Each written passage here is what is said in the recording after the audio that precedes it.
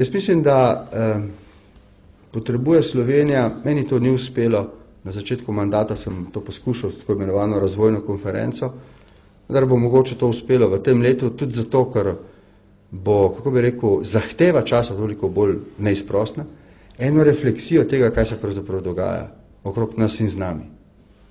Če hočemo ostati gospodari svojih odločitev, kolikor nam pač to omogočajo razmere in kolikor so gospodari svojih odločitev tudi drugi, ki so v skupnem evropskem domu. Jaz mislim, da se je Evropa znašla na križišču in da ima dve možnosti, v glavnem. Eno, tesnejšega političnega sodelovanja. In drugo, da v strahu pred izgubo suverenosti nacionalnih držav krene po poti razkrajanja. Druga pot vodi, po mojem mnenju, v katastrofo. Razkrajanja te unije, rahljanja političnih vezi, odstopanja od prenosa pristojnosti na Evropsko unijo kot tako. To je Evropa že izkusila. Ne povem še enkrat, od Vestfalskega miru naprej Evropa nikoli ni živela toliko časa, če pustimo ob strani grenko in zelo žalostno izkušnjo, tragedijo vojne na Balkanu v 90-ih letih, toliko časa trajnega miru, kot od podpisa rimske pogodbe do danes.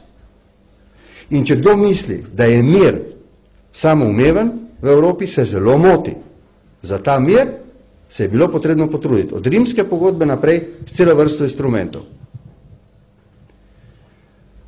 In ta mir in ta varnost, tudi socialna, a veste, na katero smo se Evropejci tako navadili, ni samoumevna in če se zanje ne bomo potrudili za instrumenti, ki jo bodo dokrepili v 21. stoletju, se bomo vrnili v zgodovino nazaj.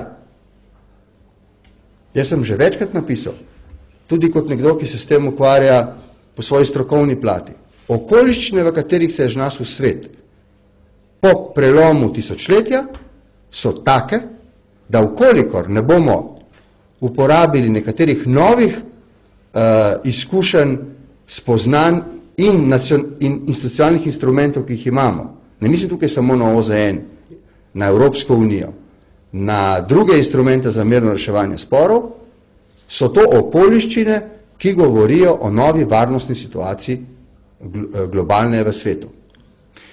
In če to vam bi rad povedal, mi moramo gledati širše sliko. Poglejte, kaj se dogaja na afriškem severu, kaj se dogaja na Bližnjem vzhodu. Morate razumeti vso senzibilnost dogodkov na Balkanu. Morate razumeti popolnoma upravičeno veliko razdraženost ljudi v Grčiji, na Portugalskem, v Španiji, ljudi, ki protestirajo proti varčevalnim ukrepom na Irskem. Jaz sem videl, kako gorijo avtomobili v Bruslju pred zasedanjem Evropskega parlamenta, pred Evropskega sveta. Paste, o tem sem prej govoril, po 3 letih ne so vlade bolj ali manj uspešno regulirale recesijo leta 2009, je naveličanost ljudi za krizo in njenimi posledicami velika. In mi moramo biti izjemno tolerantni, da zaradi povečane ravni nestrpnosti in zmanjšane ravni tolerance ljudi, ne politikov, ta mora biti največja njihova, lahko pride do situacij, ki si jih nihče ne želi videti. A me razumete? To je izjemno občutljiv čas 2012. To je moja izkušnja, ki jo prenašam naprej. In zato pravim, pojdimo naprej, bodimo složni, kolikor se da. In eno stvar bom rekel kot predsednik vlade, ki odhaja. Jaz mislim, da mora Slovence, ki smo tako mehna skupnost, v pol milijardne Evropi voditi v bistvu evropsko vodilo.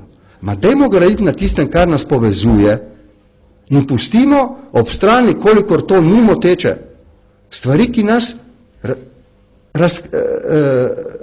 nas razlikujejo, ki nas politično in drugače ločujejo. Dajmo graditi na tistem, kar nam je skupnega. To je edina formula za slovenski uspeh, ki jo jaz na 3 letih izkušenj vidim.